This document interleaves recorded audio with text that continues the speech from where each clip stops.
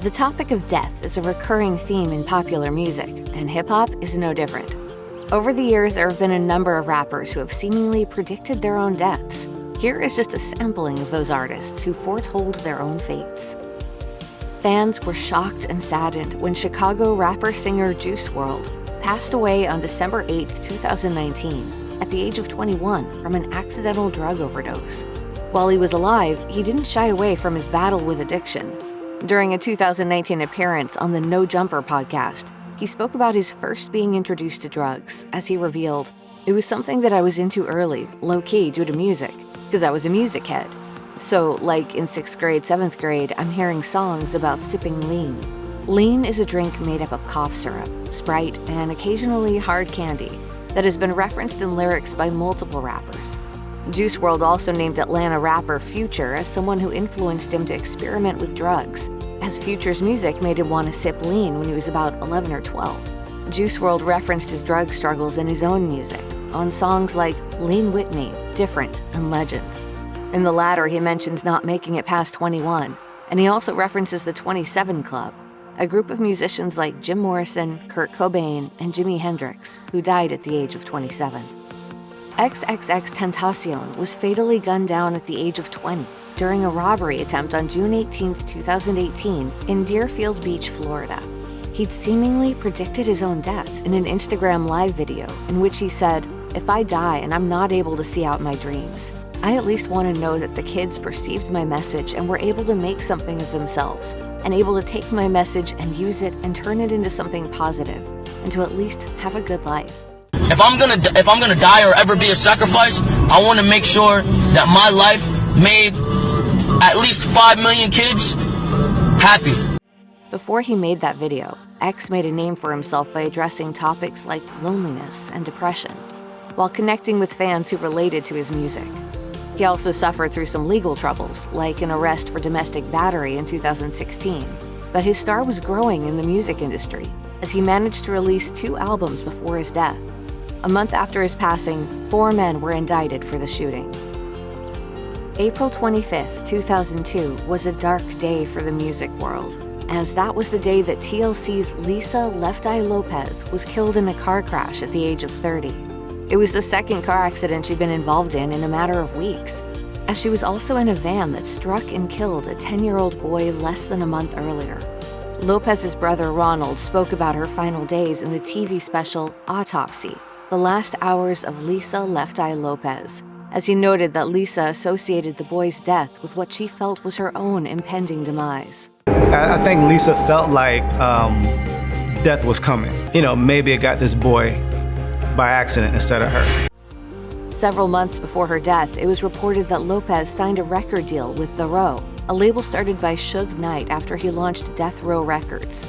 There were also reportedly tensions between Lopes and her fellow TLC members, Tion T-Boz Watkins and Razonda Chili Thomas around that time, which Thomas addressed after Lopez's death. As she put it on CNN's Talk Back Live in 2002, "She was our sister, And no matter what we went through, we're sisters. Sisters argue, and they kiss and make up, and that's just how our relationship was. Through us, people will always remember Lisa. We'll always be a group. It doesn't stop."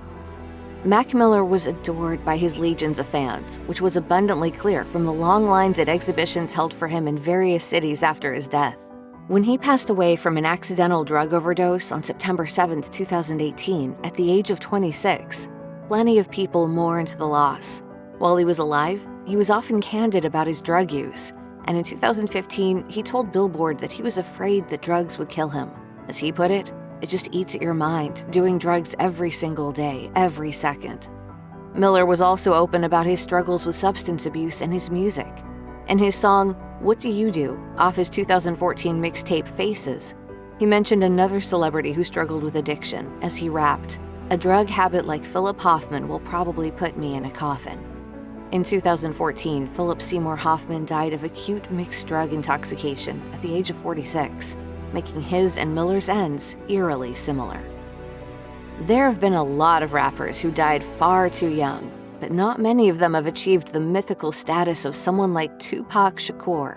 On September 7, 1996, he was shot in Las Vegas while driving with former Death Row Records head Suge Knight. He died less than a week later. He was only 25. Throughout much of his career, he talked openly about death.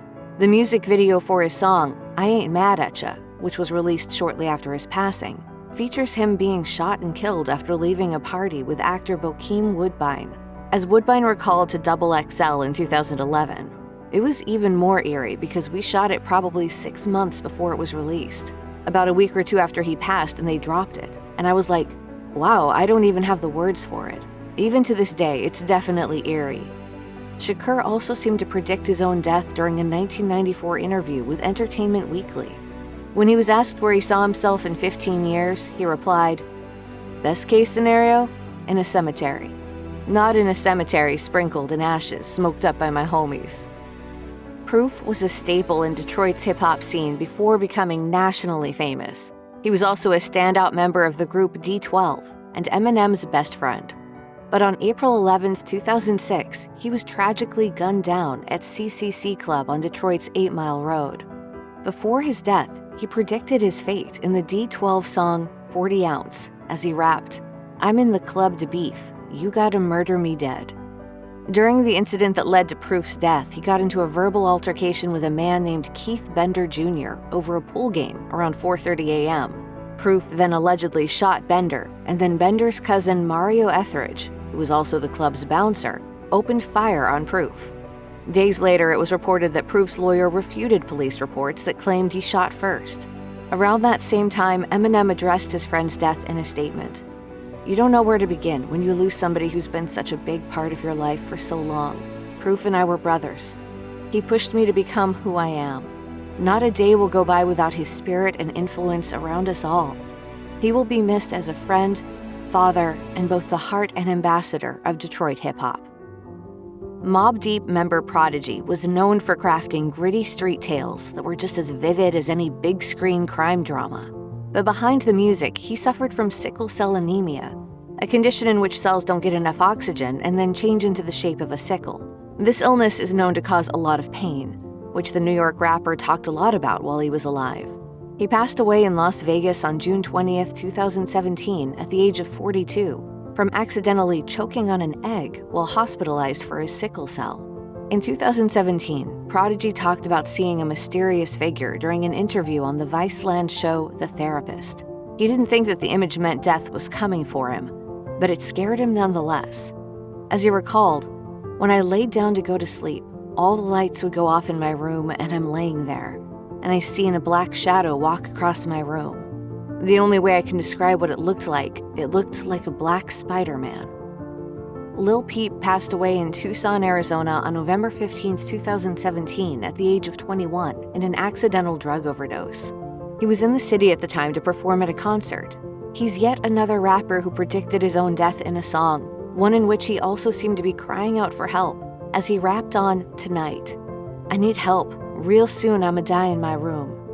Peep's official cause of death was the combined toxic effects of fentanyl and alprazolam, while other drugs like Xanax and cocaine were also found in his system. He spoke about his drug use during a 2017 interview, as he said that he was getting something of a grip on his addiction. As he explained, "I have horrible anxiety. That's why I took a Xanax before this interview. I used to abuse it really badly. I was really bad earlier this year, and last year, and the year before that. I feel better now. Being in London helps a lot, away from LA. All the drugs are free in LA. I mean, they're still free here, there's just less of them." The Notorious B.I.G. talked about his death pretty much from the start of his career. He was ultimately gunned down at the age of 24 while leaving a party in Los Angeles on March 9, 1997. His 1994 debut album is titled Ready to Die, so that's obviously one big example of mortality being a major topic for him.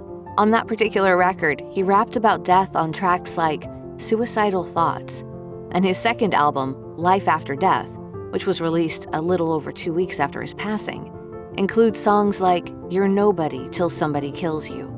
But perhaps the biggest prediction of his death occurred during an interview that was shown on A&E's Biggie, The Life of Notorious B.I.G. "I think somebody's trying to kill me. I'll be waking up paranoid. I'll be really scared." To this day, there haven't been any arrests made in relation to Biggie's homicide. although multiple theories about who was behind the shooting have been put forth.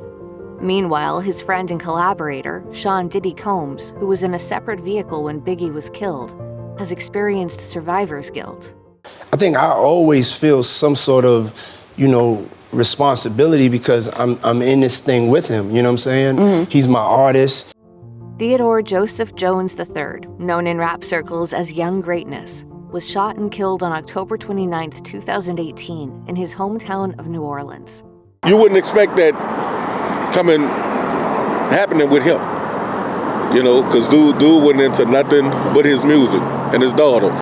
The rapper, who had record deals with Quality Control Music and Cash Money Records, reportedly moved to Houston because of the damage caused by Hurricane Katrina. He was back in town at the time for a funeral. Greatness was apparently concerned for his safety in New Orleans, but he nevertheless decided to return, despite hearing about violent threats against him. During a 2016 interview with DJ Vlad, he mentioned the possibility of being killed. As he put it, "If I have to go see my kids, or I have to go see my auntie, or I have to go see my grandmother or my mother, that's what I'm going to do. I don't care who's saying what or who's saying they're going to do what. I'm going to have to die going out brave." In March of 2019, 3 individuals were arrested in connection to Greatness's death: 38-year-old Donald Rowe, 18-year-old Donnie Maxwell, and 16-year-old Lovins Wicks. If you or someone you know is struggling with substance abuse and mental health, please contact SAMHSA's 24-hour national helpline at 1-800-662-HELP 4357.